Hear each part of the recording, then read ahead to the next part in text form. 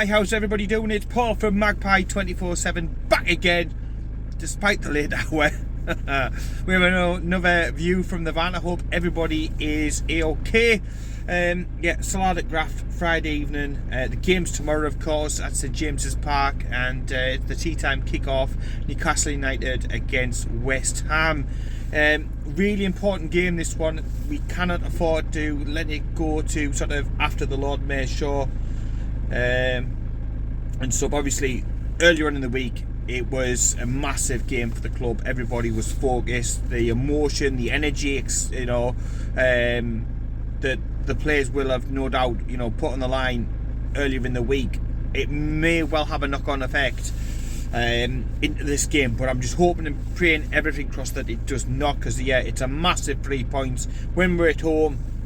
We've got to continue the Fortress St James's mentality. Got to keep remaining unbeaten at St James's Park, if at all possible, as well. But they will fancy themselves. They'll fancy themselves coming up, given everything that happened on Tuesday and the emotion of it all, and obviously that sort of after the Lord Mayor show type job, and the fact that we are missing one or two players through injury and suspension. They will fancy it, no doubt about it. They've got some cracking players. However, the team spirit, the unity that we've got, as opposed to their sort of individual players, their individual great players, they spent some serious coin, didn't they, in the summer?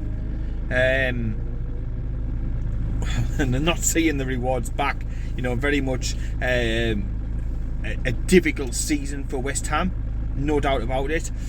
They'll fancy it, but like I say, our togetherness, our unity, our tight-knit squad, our meticulous approach to planning, and all of that unity and the togetherness in the stadium, it all needs to be back up to 100%. I've said this time and time again this season. If we're at anything less than 100%, then there's a real possibility that we can get into trouble. So it's imperative that we hit the ground running tomorrow. I know Eddie gave them a little bit of time off on the Wednesday straight after the game. Obviously, a few of the players having a few drinks, having a little bit of downtime, allowing them to sort of enjoy what they'd already done. Again, they've came back in Thursday into the reset, into the preparation, into the training for this weekend's game, and it's now just a case of cramming away. They will have had that little bit of extra preparation time, not too much, an extra day or so I think they had, on top of us. But these games, the tight games that against the likes of West Ham, are decided on small margins. So let's hope it doesn't come and bite us in the arse. But with how good defensively we've been, I think it's going to be one of them games that's decided either way. It's either going to be a draw, a 0-0, a 1-1, or a 1-0 either way. Something really tight, a cagey affair. That's how it feels to me, anyway. Team news. There is, obviously, as I touched on before, players who are going to be missing this game. Most notably, Bruno Guimaraes. He won't get to play against his pal Lucas Paqueta. He's serving the first match of a 3-game suspension for his red card, obviously in the semi-final. So there will be changes. The defence will pick itself. It'll be the same defence that's been week in and week out. So that'll be Nick Pope in goal, Kieran Trippier on the right hand side, then you're going to have Sven Botman, Fabian Schär, your two centre backs. Left back will be Dan Burn. Obviously great to see Matt Targett out today. He's been back out on the grass. He's still about 2 weeks away, a week and a half, 2 weeks away from being back, ready, available for selection. But it's great to see him on the comeback trail. So fingers crossed there's no adverse reaction to that, because it'd be great to see Matt Targett at least on the bench as an option, an extra body available there. In front of him, this is where the interesting bit comes. I've seen debate, lots of people saying about Anthony Gordon coming in. I cannot see it, and for the simple reason why, if you look back at history and how Eddie Howe has integrated new lads before, it has been slowly, you know what I mean. So you look at Sven Botman, wasn't thrown in at the deep end, and he got a few minutes here and there, and he built up gradually over time. Same with Bruno Guimaraes, wasn't thrown in, had to wait, had to be patient, and I think it's going to be the same for Anthony Gordon. I think it'll be the same for both of the new lads. with a few players missing, I think Ashby will be on the bench because I think Mankio is missing as well. He's picked up an injury in training, so Ashby will be on the bench. Gordon will be on the bench. The three in the middle that I think you will go for is the same. It's the same three, just slightly rejigged. You'll have Joe Linton moving across into the middle to take the to take the position that Bruno would normally take, and then either side you're going to have Sean Longstaff, who again, what a confidence booster, what a morale lifter for the lad. He absolutely bleeds black and white, does some tremendous work, especially off the ball that goes unnoticed. But he'll be looking for another stellar game.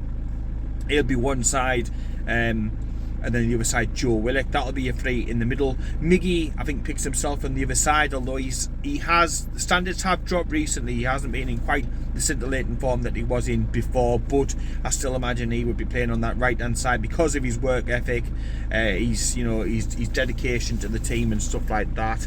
And the fact he's still our leading scorer, so he'll be on one side, and on the other side, that's the question. Today in the press conference, Eddie spoke up about the likes of Elliot Anderson, which I think is a little bit of a red herring, because if he did rate him as highly at this moment, I'm not talking about the Elliot Anderson who no doubt he'll become, but if he was really 100% on him, then he would have played more minutes than what he'd had. I personally think he could have benefited from a loan, but obviously with the numbers looking a little bit low in midfield, I understand why they've kept him. I don't think he's going to be the one who's played out wide or even in the central, which he's talked about today.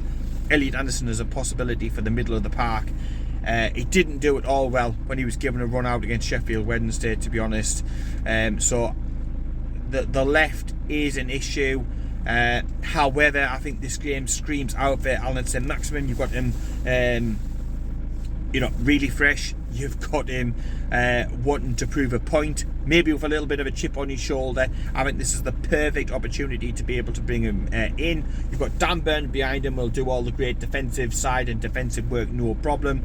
So you bring in Saint-Maximin, and he could be the magician, the one who unlocks the West Ham defence in the same sort of way that Bruno does. You're looking for these special players, these game changers. Saint-Maximin is one, Bruno is one. We're missing Bruno, so it's important that we don't just bring in workman-like players all over the place, because that will only take you so far. So to me, I would like to see Alan Saint-Maximin start on the wide left. Up top, we've only got the one striker available at the moment, because Isaac, with concussion protocol, I cannot see how he will be included in the team, whether that's even on the bench. I can't see it, honestly can't see it. So up top, Callum Wilson, who has been stuttering. However, he's up against his good friend as well, who does the podcast with, so again, maybe slightly more motivation. He trained for the first time since the World Cup in Qatar last week. He'll have had another day or two's worth of training this week. So will we see an improvement? Will we see a change in his fortunes?